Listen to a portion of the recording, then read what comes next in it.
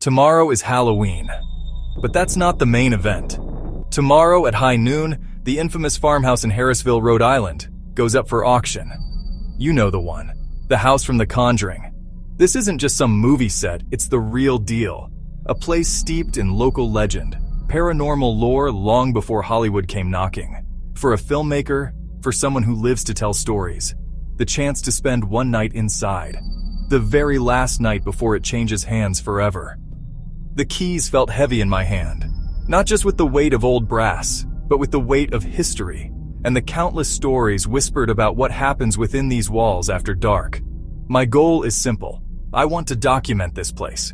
I want to capture its essence, its atmosphere, before it's sold, and potentially sanitized for a new owner. My camera is rolling, its red light, small and comforting. I have a feeling the house has one it's dying to tell. I take a deep breath, turn the key, and step inside. The air inside is thick and musty, the scent of old wood, dust, something faintly sweet like decaying flowers. Sunlight streams through the grimy windows, illuminating swirling dust motes in long, dramatic shafts of light. This is the first act of my exploration, a daytime tour. I need to get the lay of the land, to map out the rooms, understand the space before darkness falls and transforms it. Every floorboard groans under my weight, a constant, mournful sound that echoes through the silent halls. The house feels bigger on the inside, a labyrinth of small rooms, narrow corridors that twist and turn, a classic colonial layout that feels claustrophobic even in the light of day. I start in the living room, where a massive stone fireplace dominates one wall, its hearth black with the soot of countless fires. The furniture is sparse, covered in white sheets like ghostly shrouds.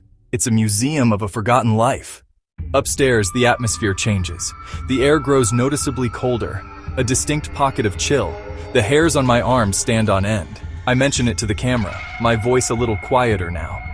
I walk into the master bedroom. It's a large space. Window left, overlooking the front yard. Window right, overlooking the front yard. The room is empty except for a single ornate wooden chair facing the corner. It's an unsettling sight.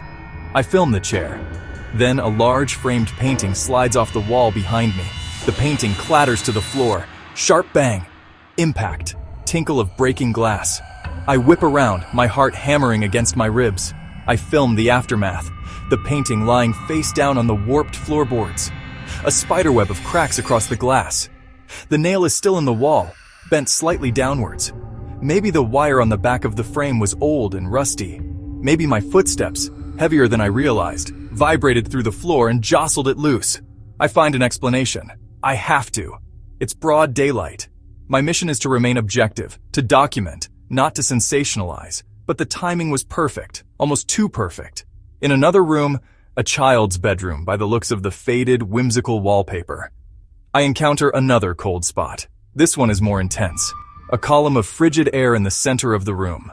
As the sun begins its slow descent, the character of the house transforms completely.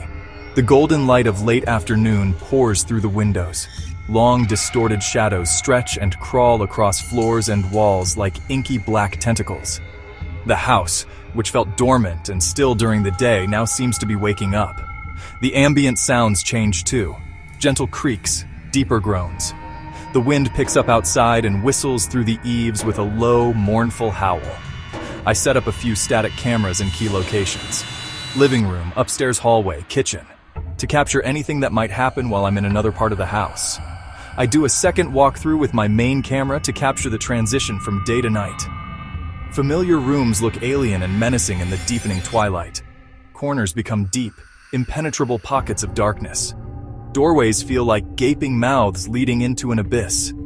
I walk back into the kitchen. My heart skips a beat. A cupboard door I closed is now hanging wide open. I check earlier footage on the camera's small screen. There it is. Me, closing that exact door an hour ago. My mind races for rational explanations. A draft, an old latch. It's a small thing, but the pattern is becoming undeniable. It's the shadows that are most unsettling. My brain is in overdrive, working tirelessly to build a fortress of logic against the rising tide of fear. The cupboard door? The house's old foundations settled over centuries. The frame is likely warped, The latch is probably worn down to a nub. A strong gust of wind, even one I didn't feel, could have created a pressure differential that popped it open. It's simple physics, I tell myself, pacing in the dark living room, headlamp cutting a frantic beam. These old farmhouses are notoriously drafty.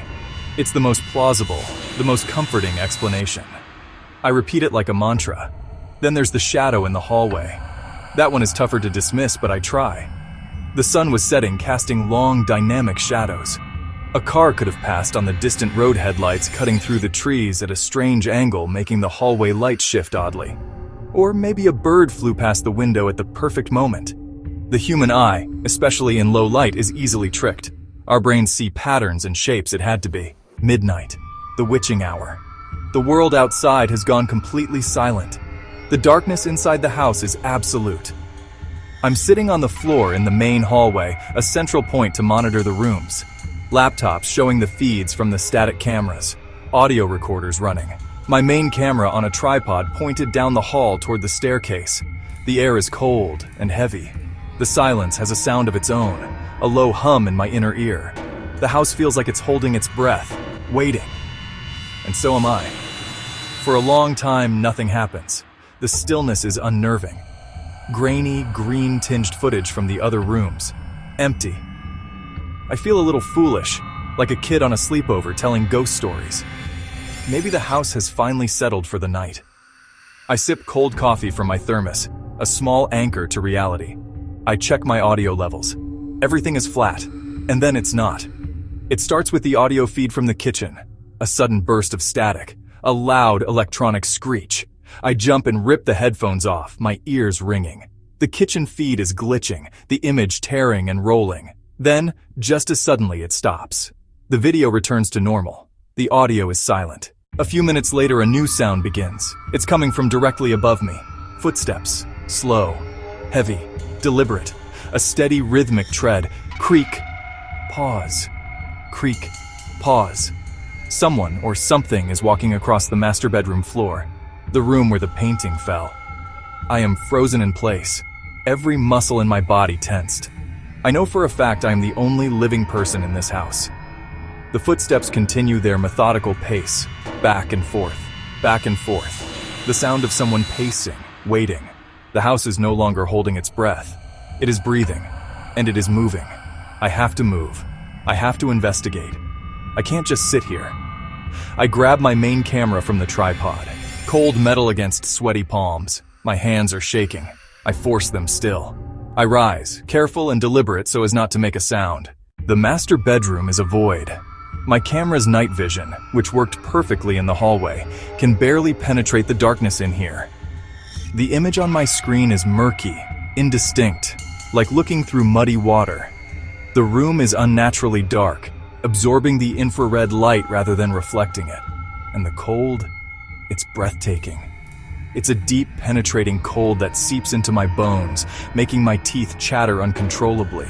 The only object I can make out is the single wooden chair, still sitting in the corner. It looks like a throne.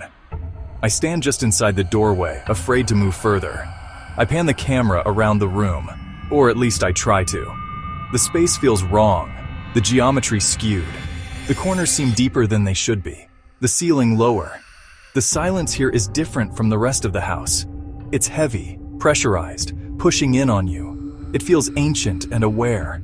I whisper a question into the void, my voice trembling. Is anyone here? The sound is swallowed by the darkness, my words dying the moment they leave my lips. Then a small movement catches my eye. On a little bedside table next to the far wall, a small porcelain music box sits. As I watch, transfixed, a tiny object on top of it, a small carved wooden bird, slides slowly across its surface for about an inch and then stops. The bang from the cellar echoes through the house, a concussive force that I feel in my chest. In the same instant, everything goes black. Not just the lights. All of my equipment dies at once. The green glow of my camera's viewfinder vanishes. My headlamp cuts out. The audio recorders go silent.